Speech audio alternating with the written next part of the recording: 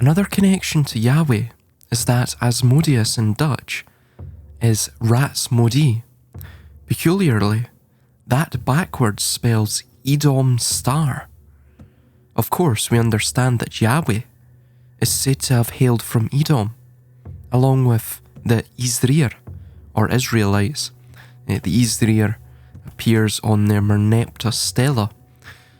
Thus, we can quite positively confirm that because of the stela and the other tribes that are mentioned on it, along with the Izrir, that the Izrir, or Israel, link with the sea people.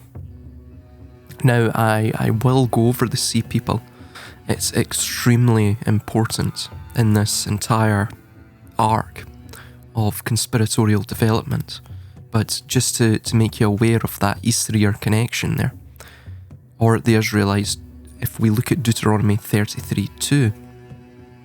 Now, in Deuteronomy 33:2, it states that Yahweh came from Mount Paran, Mount Seir, and Mount Sinai, which is probably Jebel al-Lawz, that mountain range there.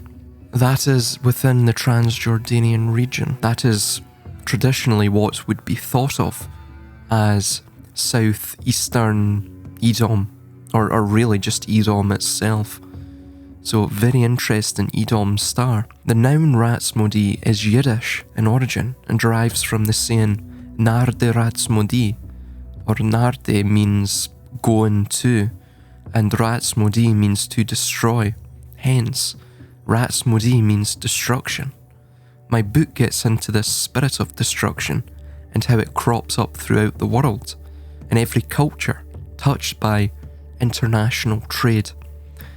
But what we are dealing with here is the spirit of insatiable death masquerading as the spirit of life eternal. Most are unfortunately possessed by this spirit via perceptible or imperceptible ways.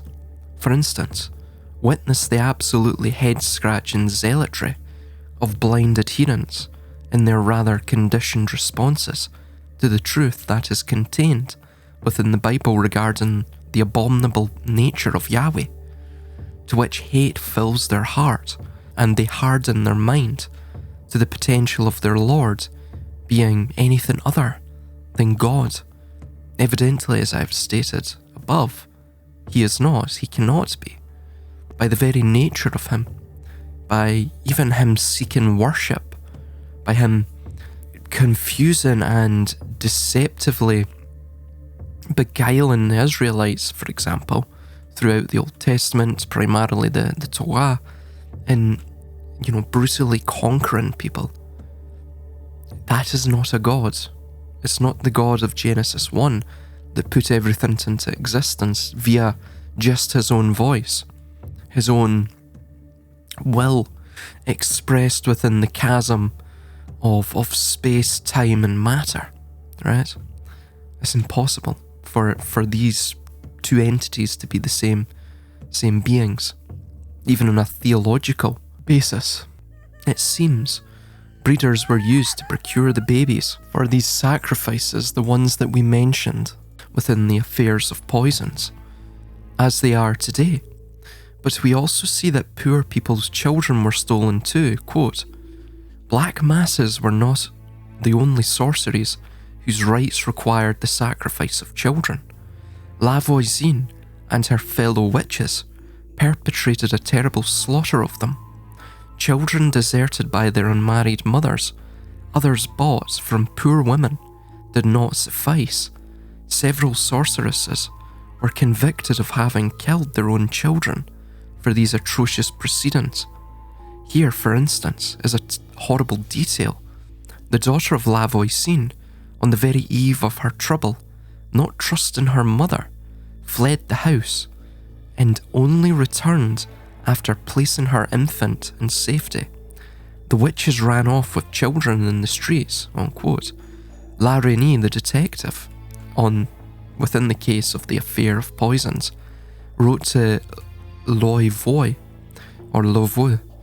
a colleague, quote, remember the great disturbance in Paris in 1676, when there were seditious gatherings and mobs were running to and fro in several parts of the city. There was in Paris through the rumour that people carried off children to cut their throats.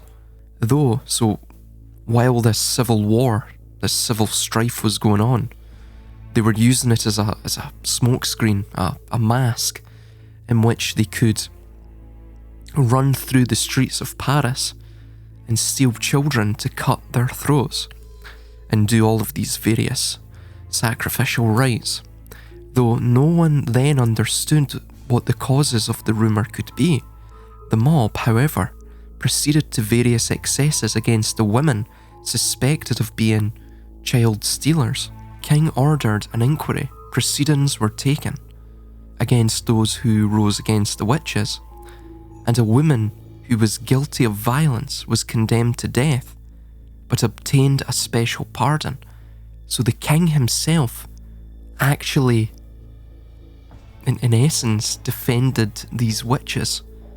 He defended those who later on, 4 or 5 years later or so, would begin to crop up within the affair of poisons, is plotting to assassinate him directly. So very interesting. Obviously, I can imagine Louis XIV was involved in this in some capacity. His brother as well was notorious for being under the spell of the Italian vice, as it was called then. He was a homosexual. He was actually a bisexual. He was involved with various Italian women as well, of which I will post on the screen now. One of them, she's from a very ancient Roman family. However, she is, in one hand, showing the sign of the shin, that, again, 2 Kings 21:7, the name of the Lord, it in essence, pictographically, means destruction or a flame. Then, in the other hand, she's making the hand sign of Sabazios, or Sabaoth, again, in Hebrew, Yahweh Seviot, the host, the army, the Lord of the armies. This, you see a modified version of this within the Lehi organizational logo from Israel, and also you see who are Zionist terrorists at the turn of the 20th century in mandatory Palestine at the time. And you also see it in Eliphas Levi's Baphomet, right?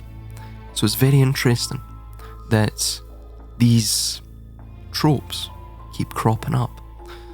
Now again, the hand of Sabaoth goes back to 139 BC within Rome.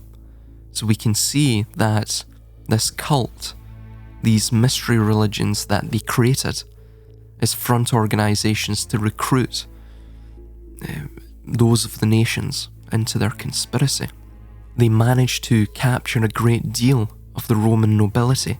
Either at that time at 139 BC, they were expelled in 139 BC, but it was either at that time they had captured these noble Roman families, or it was later on. Because what we find later on, for example, with Cicero's defense of Flacca, that there was an extreme amount of power concentrated within Rome. They had a great amount, this conspiracy, this clique of sway within the Roman Senate and the Roman political system, to such an extent actually that they could siphon off gold. Again, this is what this in defense of Flacca via or by Cicero is about, that they were siphoning off gold to put in the temple, Herod's temple in Jerusalem. So it's extremely, extremely interesting to see this potential that this mystery religion of Sabazios or Sabaoth managed to capture, again, Yahweh Seviot. It's just another Yahwehtian iteration. Managed to take control, to capture the hearts and minds of the Roman nobility. Very interesting. Of course, now at this very moment as we speak, we see that there is a great deal of control over our own political system via this type of mystery religion element within it. Again, they're all part of some occult organization. Every politician, most of the lawyers, at least major high-up lawyers, most of the judicial system as well, by extension, a lot of the top bureaucratic positions, they're all filled by people who are in no small way part of this cult. And they're either part of an outside front organisation or an organisation that's closer to the centre of power, right? Because again, it's a holarchy, it's concentric circles. That's how this conspiracy maintains its power. It's how it maintains its progress, its momentum going forward. So continuing on, Lavoisienne was also found to have been a midwife who had an illegal abortion ring, which is another reason La Reynie may have been cautious at arresting her due to her perceived influence and power over the upper classes. However, abortion itself in the Malleus Maleficarum, interestingly, was said to be a practice exclusively of witchcraft. Now, of course, I do not endorse the Malleus Maleficarum, but I note the overlap between what is stated and Lavoisienne here, who undeniably was running an illegal abortion ring out of Paris. Quote, that witches who are midwives in various ways kill the child conceived in the womb and procure an abortion, or if they do not, they offer the newborn children to devils, unquote. Again, that's what we see from the Malleus Maleficarum, an excerpt from it.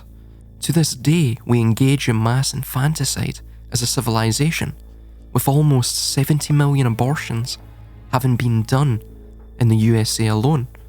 It is mass infanticide, no matter how one tries to skew it.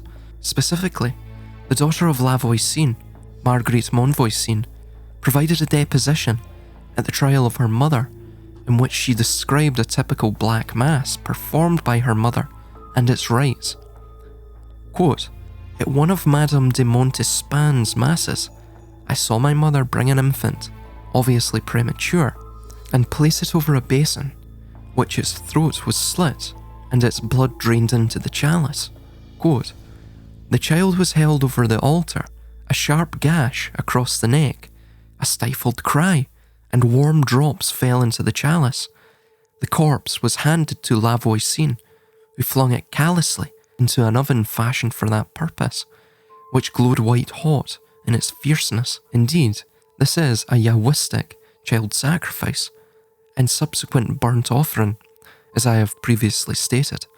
However, see there the premature state of the child, and that provides another positive connection between Lavoisienne's illegal abortion ring and the procuring of these children, and in essence, fetuses, for subsequent sacrifice to Ashtaroth and Asmodeus, or Shaddai Shaddai, again, Yahweh. What we'll get into in other sections of my book, and I may include them within videos prior to its release, is Yahweh is the demiurge, right? The Lord is the demiurge, he is not God. He's not the All-Father or Father or the All. He is the demiurgic essence. He seeks to, like Ahriman, like Steiner's Ahriman, pull everyone down, chain everyone to the material world. That, and in this, really a lot of people don't understand this, but we contain the essence of God inside of us, right? We are, in essence, all sons of God, right? Our entire perception is the imprint, is the impression of our divine creator upon us. We have been made in the image of God, which itself really goes back to the Kemetic word ka, right? The ka, the image of God, which the ka is the breath, it's the spirit, it's that vital essence of ourselves. It's really what provides us this experience and the colour and hue and taste of this experience that we call the human condition, right? Again, really, it's the condition of life itself. There's a concurrent sort of commonality between all life on this planet. You sense it, you can't put it into words.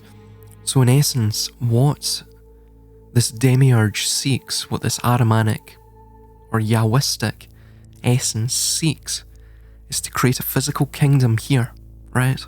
To thus ensure we become husks through, a multiplicity of means, primarily centered around poverty, right? And slavery.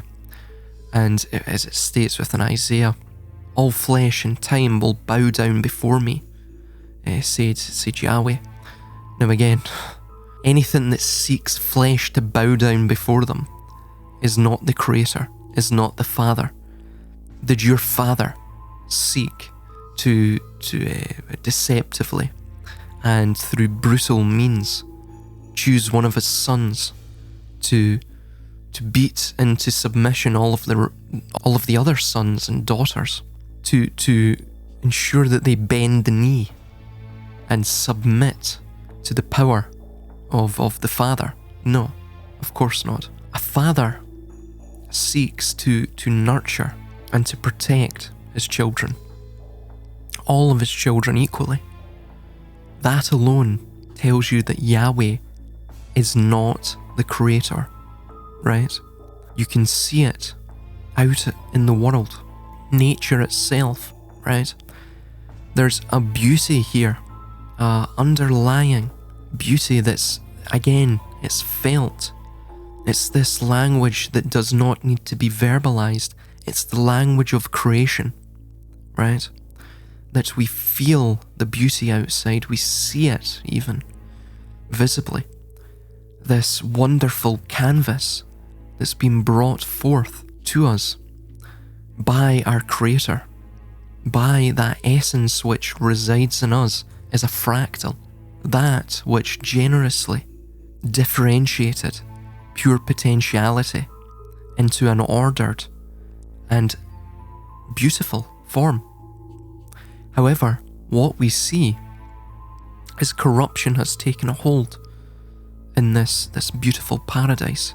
It is this corruption, this Yahwistic or Ahrimanic corruption, this demiurge, that I think was birthed from the transmitting of the Creator's will into frequency, right?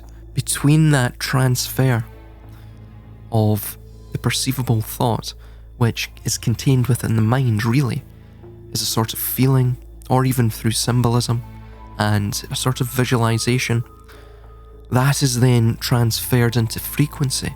Now, due to the nature of frequency, it has a tendency to compress or distort the pure original form of the thought, right? We do the same thing within our own languages. We always talk about how language is so narrow. Well, frequency itself is really too narrow to encompass the entirety of a thought or even of our own spirit. It can't encompass it all because of the compressibility that occurs between taking the full breadth of a thought and putting it into words. That process alone is going to produce a corruption of the thought, right? You can't take that which is infinite and attempt to push it into a finite medium, right? You're always going to get corruption if that occurs. So I think that provides a rather symbolic or even arcane, if you will, metaphysical explanation of how corruption was birthed into this world, individuals always question it. Well, if it was a creator, and he is omnipotent, which I don't necessarily agree with, I think he himself came forth from the primordial waters, right? From the Abzu, as it's called in many cultures, the Gununga Gap, that place of pure, undifferentiated potential, right? The chaotic chasm, if you will, that place where the paradox exists, where nothing exists within everything, and vice versa.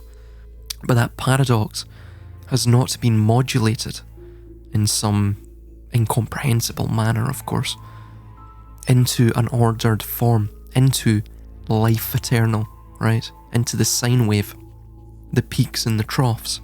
Really, that paradox, that mutually complementary friction between primarily the dualisms of the world, is what creates the eternality of life itself, right? Life begets death, death begets life. Light begets darkness, or life breathes definition into darkness, and darkness vice versa breathes definition into light. Without darkness, light has no counterpoint, it has no juxtaposition within this material world.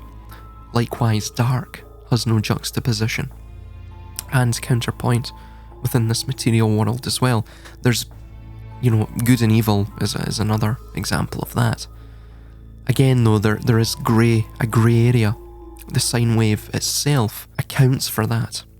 It's a fluid, flexible motion. However, there is an upper limit and a lower limit. Again, that's where the narrowness comes in, where infinity expresses its infinite potential into a finite medium, which is frequency. So again, there's going to be corruption through that compressibility of the thought, as I've stated. However, I've went on a tangent a little bit, but I just wish to put forward that what we're seeing here is really the genesis point of them attempting to conjure or physically manifest this demiurgic force, right? They seek to destroy that image, that Ka, that fractal spirit of God which resides in you.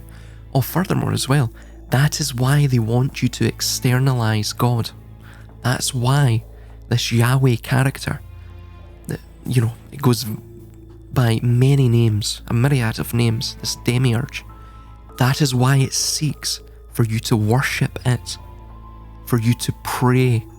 There was an individual in the comments section, fantastic point he brought up, that pray and pray, or predation, are exactly the same pronunciation, right? Again, is that a coincidence?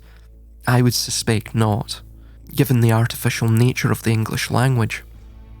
However, it's what it seeks for you to become, right? It is the shepherd, you are its flock of sheep. It seeks to infantilize you, to disarm you of reason, of rationality. It seeks for you to become irrational, hate-filled, and absolutely, as you saw with my first installment within this series, the absolute hate that I was getting from supposedly, loving Christians on BitChute and YouTube. I had one individual stating that I'm heaping up judgment against myself, again for using my mind. If Yahweh was the creator, why did he create us with a curious instinct, with a mind to reason? Yet he states it's a sin to think. And why, furthermore, did he create so much inconsistency within his own script, right? His own scripture? The reason is because he's not the creator, and this spirit is the spirit of corruption, and it resides within man. And man himself is seeking, like he did in Atlantis and also in the Tower of Babel, as a sort of hubristic nostrum. He seeks to refashion the creation, refashion the world to his own likeness. He seeks to destroy that spirit inside of us. He seeks for it to worship corruption. God, the force of God, the force of the Creator, is ineffable, meaning it has no name. It is hidden to tangible reality. However, it's felt everywhere, it permeates everything, and it speaks to us in a language that is non-verbal, right? Because it resides within us. That is why we are the target of this conspiracy. That is why they seek for us to worship it. That is why they seek to demean us. That is why they hate us. Because we contain within ourselves the particle essence of God. We ourselves are gods. If we were only to understand that and stop externalizing the force of God and see that it permeates and pervades every part of the world, every permutation of life, how fabulous the world would become. How we would shake off the shackles of our oppression under this demiurgic force that seeks to, again as I stated within the Zohar, create a tower that never again shall fall. They're pushing for this new Atlantis, this new Jerusalem. This is what this conspiracy desires. As I will discuss within my compendium, really, my new book, which will be a compendium on this conspiracy. It's utterly undeniable. Undeniable. Every single mystery religion can trace itself back to this demiurgic force. It's been weaving its way through the entirety of the human psyche and human society since its last attempt and subsequent reset. It encircles the world like the Ouroboros. It's relentless. I mean, the only way to get rid of this is to cut the head off the snake. We have to find and identify the head of the snake, cut it off, right? Because otherwise, this is going to be a continual cycle. We need to really purge corruption from this world. I think we're here, honestly, to put a light into the world, to shine as a candle, as a lantern amongst this tempestuous taint. We are to fight against the darkness.